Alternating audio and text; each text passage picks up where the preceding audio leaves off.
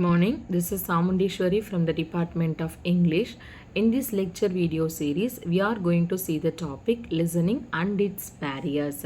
So, listening is one among the four language skills such as speaking, reading, and writing. These four skills are interconnected in all the ways. And next thing we are going to see about what is the difference between listening and hearing.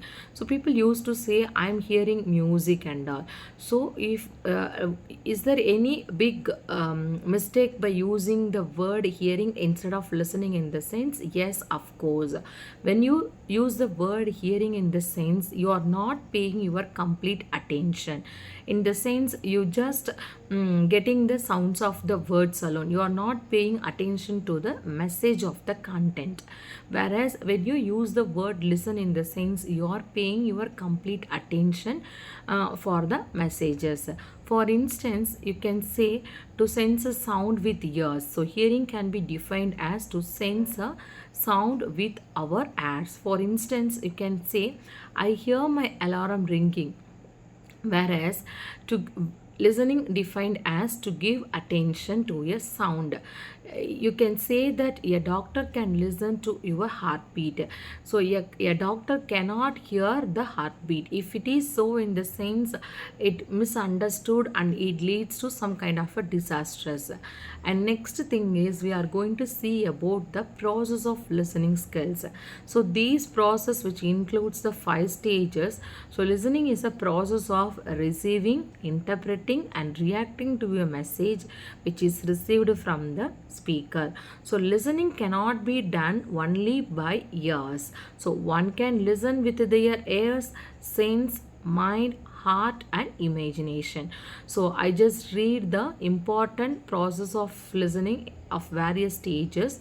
So first thing is that receiving information from the speaker, and second thing is that decoding, in the sense understanding or interpreting the message as it is received from the speaker, and third one is remembering, trying to recollect or else trying to remember what are all the points has been shared, evaluating, analyze and evaluate the message which is received from the speaker.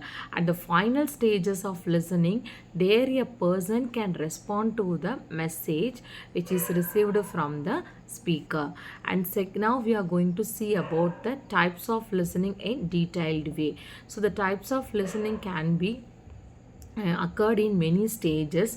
So I named a few types of listening part here, such as discriminative listening, comprehensive listening, empathic listening, analytical listening and appreciative listening. So we are going to see these topics in a detailed way. So first of all, what is called as the superficial listening? So this type of listening, the listener has little awareness of the content, what is being said earlier. The output in this type of listening is zero because the listener tends to ignore the messages and is not able to concentrate on the theme, main points and supporting elements of the delivered messages. And second thing is about appreciative listening. So the main purpose of appreciative listening is to get enjoyment and pleasure. For instance, when you are listening to music, in the sense music heals the depressed soul. So here the outcome is you are getting an enjoyment or a peace out of listening the music. Focused listening, in the sense it involves listening for specific information. This is the most common type of listening that we practice in non-formal oral communicative situations. In many language examinations, you come across this focused listening. You are given with the paragraph, the audio will be played. So from that audio, you are supposed to fill up the gaps with the right kind of informations from that audio. So this is the best example for focused listening. And next we are going to see about the evaluative listening. So it involves evaluation of the oral message or commentary and developing a line of thought. The listener interprets and analyzes what he or she listens to in order to understand both the explicit as well as implicit meaning of the oral message.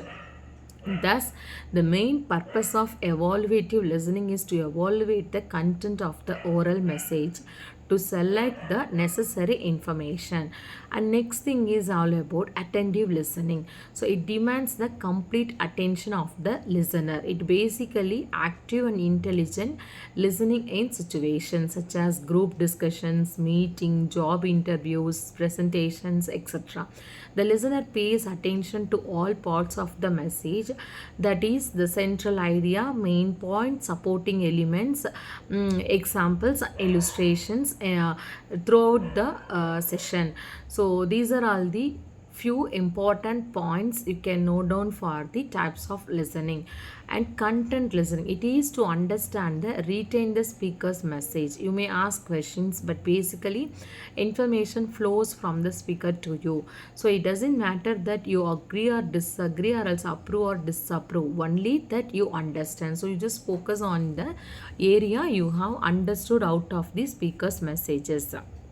And now we are going to see about the critical listening. So it is to understand and evaluate the meaning of the speaker's message at various level, when the purpose is to accept or reject messages or to evaluate it critically. For example, listening to a salesperson before making a purchase which involves critical listening. Similarly, when you read a book with the objective of writing a book review. So when you are involved in this kind of a critical listening, you must focus on the various aspects. These are all the aspects will help you to come out with the fruitful informations. Empathic listening. So when we listen to a distressed friend who wants to share his feelings, we provide emotional and moral support in the form of empathic listening. For instance, when a psychiatrist listens to their patients, their listening is classified as empathic listening. So their peaceful words help a person to come over the heartbreaking situations. So listening, now you understood the importance of listening. In the next video we'll see about the barriers of listening and how to overcome the barriers in detailed way. Thank you.